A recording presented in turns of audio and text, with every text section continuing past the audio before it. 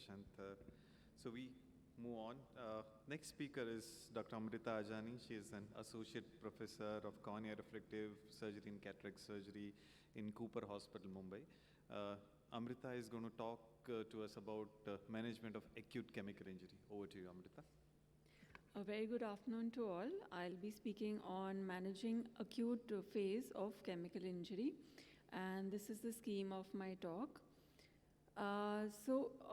Chemical injury is a true ophthalmic emergency, and we should keep in mind that besides the ophthalmic presentation, the patient could also have any bodily injuries or any respiratory symptoms or any laryngeal edema, and that also needs to be taken care of.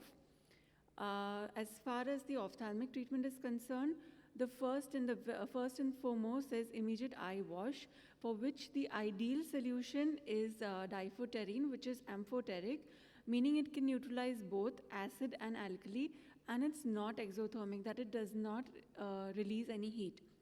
But in our daily clinics, we may not have this solution, so it's always preferable to use whatever we have, which is usually BSS, RL or NS. And sometimes in the factory place where nothing is available, even tap water is okay, though tap water being hypotonic can increase the corneal edema for temporarily. Another important point is removal of the impregnated particulate matter, which is sometimes deposited over the ocular surface. So the manner in which you need to irrigate is the patient lies down, you can give a topical anesthetic for patient comfort, put in a speculum, have a slight head tilt with a kidney tray to hold the draining fluid, use a simple IV set, and you can irrigate from the medial canthus towards the lateral canthus. No fancy equipment required. And you need to check all the phonesis thoroughly for any particulate matter.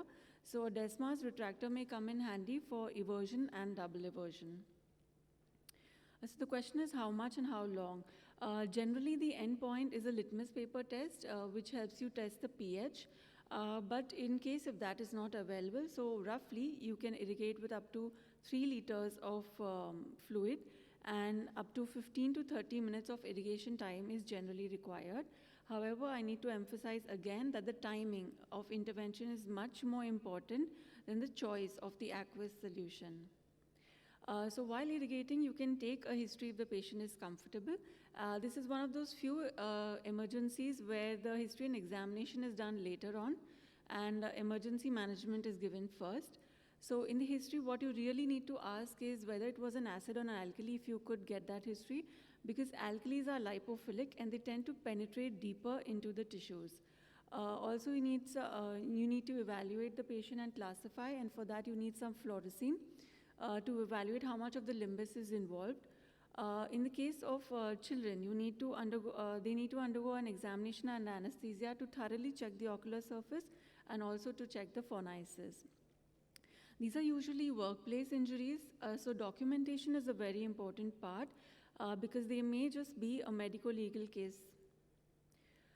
Currently, the present classification is Dua's classification given by Professor Harminder Dua in his BGO article, and that gives a better prognostic predictive value as compared to the earlier used Roper Hall classification.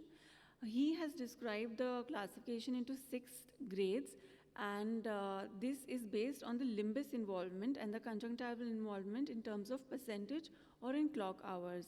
And what you need to keep in mind is that you have to regularly follow up these chemical injury patients. And as per the Dua's classification, the classification is going to change daily if the epithelialization is progressing well. So these are a few cases of chemical injury. The top left corner shows you the grade 1 injury where no limbus involvement is there. The top right shows total limbus involvement, so that would be grade 6. Besides the limbal involvement, there are certain factors like scleral ischemia or any impregnated matter, particulate matter, or phoneal matters that needs to be looked into besides the Dua's classification and needs to be documented as well. So the aims in the acute phase, which is generally less than 4 to 6 weeks from the injury, first and foremost is the epithelial healing, second is the control of inflammation, and third is the control of intraocular pressure. So for epithelialization, the milder cases do well with preservative-free lubricants. In case of the severe ones or the non-healing ones, you would want to go in for the biologicals like autologous serum or umbilical cord serum or platelet-rich plasma. Vitamin C is an essential cofactor in collagen synthesis, and in a chemical injury, the ascorbate or levels of aqueous goes down, hence you need to supplement it. Topical is a little difficult to dispense, so generally oral is given in the dose of 500 mg QID. Another important adjuvant is tetracyclines. Usually we give doxycycline. This is an anticollagenolytic, that is, it inhibits the matrix metalloproteinases and hence it reduces corneal melts. The mainstay of anti-inflammatory treatment medically is steroids. Usually the potent steroids are used. We all know the mechanism of action of steroids, but what is important here is that at the end of 7 to 10 days, if the epithelium is not healed, then the frequency of the steroids need to be reduced, because otherwise then it can lead to melts. Certain adjuvants like cycloplegics for pain control, antibiotics to prevent infection, and AGMs to control the IOP are also required. A BCL may also come in handy for the epithelialization, and it also prevents the new growing epithelium from the friction of the eyelids. The acute phase also has some surgical management in case of the severe injuries, including the debridement, tenonplasty, alloslet, TABCL in case of perforation, and amniotic membrane grafting. Amniotic membrane grafting has a multifold effect. It may be glue-assisted or sutured amniotic membrane. In any form, it helps to reduce inflammation and also provides a scaffold for epithelium healing. However, there have been certain RCTs which have shown that in the long term, there may not be an added advantage of using an AMT over the medical management. Nonetheless, AMT has been very handy in terms of chemical injuries which are not doing very well. The intraocular pressure may rise or may fall due to different factors. Sometimes there is a balance of these factors which causes the IOP to remain the same. Nonetheless, keeping a check over the IOP on subsequent follow-ups is very essential.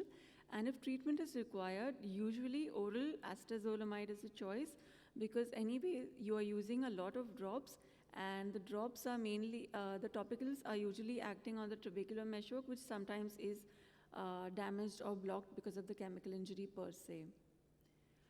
Tenonplasty is a modality that is used for severe cases wherein tenons is advanced from mobilized and advanced towards the limbus, and it is sutured there, but it's useful more in the severe cases to prevent anterior segment necrosis. If tenonplasty is not possible, there's also an option of free conjunctival autografts in unilateral cases where the vascularized areas are sutured to the distal border of the ischemic area. In 2020, the SN group proposed a new modality of treatment for acute injuries, and that was alloslet. Here, the source of the SLET limbal stem cells was cadaveric, and this enabled them to give an external source of cells to repopulate the AMG. And the aim here is not long-term survival of the graft. The aim here was rapid epithelialization, so that the chance of melt is lesser. So overall, besides that, the rapid epithelialization also leads to faster inflammation subsidence and decreased incidence of symblepharon and corneal scarring, and the need for any keratoplasty. So this is just a protocol given by Dr. Professor Harminder Dua in one of his articles, where everything is listed down very well. So we could just, the general ophthalmologist could just put up such a protocol so that no point in the acute management is left out, because the acute management has a very large bearing on the chronic sequelae and complications in a chemical injury. So the take-home point is a thorough eye wash is an absolute must. A long-term follow-up is definitely necessary to look out for sequelae. Glaucoma is an important cause of vision loss and is often overlooked. These are my references. Thank you very much. Thanks so much, Amrita. I think that was very nicely covered. And from general ophthalmologist point of view, I think it's very important to know that epithelialization is very important, and anywhere where is ischemia, that has to be covered with tenonplasty. So my question is, do you like to do a tarsorrhaphy also in acute phases? Or if so, how do you titrate that this will help? We can assess the healing because if you follow the rules of corneal healing, that it heals in convex manners from the limbus towards the center in a manner that it is supposed to proceed. And if the patient is healing well, then medical treatment is enough. But if it doesn't proceed the way that is planned, then probably yes, we can even consider that. Okay, Dr. Nikhil, so suppose you have a chemical injury where you have significant ischemia, you are doing some 10 plus or anything. So do you like to do a tarsorrhaphy in first go also? And second, if she has rightly pointed out that you need to give steroids. So what is that phase where you feel that steroids should be given and when it should be actually stopped? Yeah, so I think if you have significant ischemia, probably the AMG can be combined with the tenonplasty so that you bring in circulation into the ischemic area and promote healing. Surgery, whenever it is required, most of these patients have relatively moderate to severe burns, so I would always probably do a tarsorrhaphy in these patients. There is absolutely no harm. If at all, it will help to promote healing and also help to retain the AMG and your whatever procedure you have done. And then steroids, of course, we need to start in all chemical injuries from day one unless there is some evidence of infection or something like that. But otherwise, because very often, at least in the past, I used to have doctor calling that there is a total defect. So, we have always been taught that if there is epithelial defect, total staining, people were afraid of steroid. But I think the anti-inflammatory effect is required and we need to start them right away. And then, as she said, monitor the surface healing and then titrate how much of steroid needs to be continued, or if there is any stromal thinning, these things we need to watch for. One more thing which I would like to point out here is many times in most of these classification where we make things too generalized.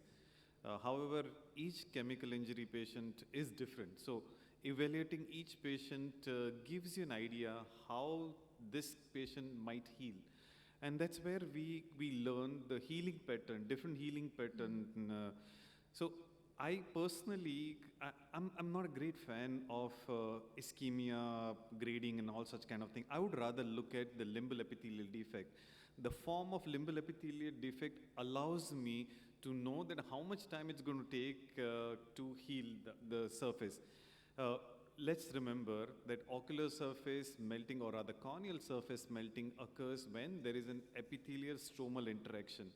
Whenever epithelial defect heals, the melting of stroma is unlikely.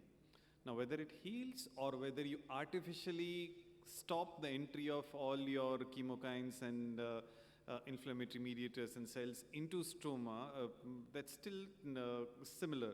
So, if you put an amniotic membrane, well, the chances of melting is again going to be very less. So if you have a case with a large amount of epithelial defect, but it has not crossed limbus, the likelihood are that that epithelium will heal much faster. But same time, if you have a limbal epithelial defect which involves more than couple of clock hours or more than couple of quadrants, for that to heal is going to take significantly longer amount of time, and by then the cornea can have melting.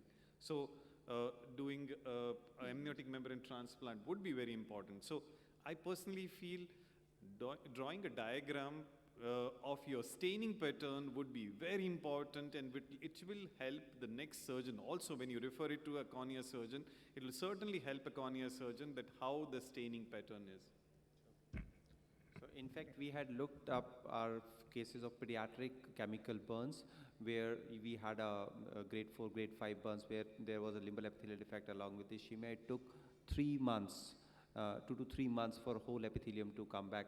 We kept on doing AMGs and tenonplasty and tarsorrhaphy. So you are rightly said that if you have to wait for epithelialization, the moment epithelium comes, inflammation goes down. Thank you so much, Amrita, for a wonderful talk. Thanks so much.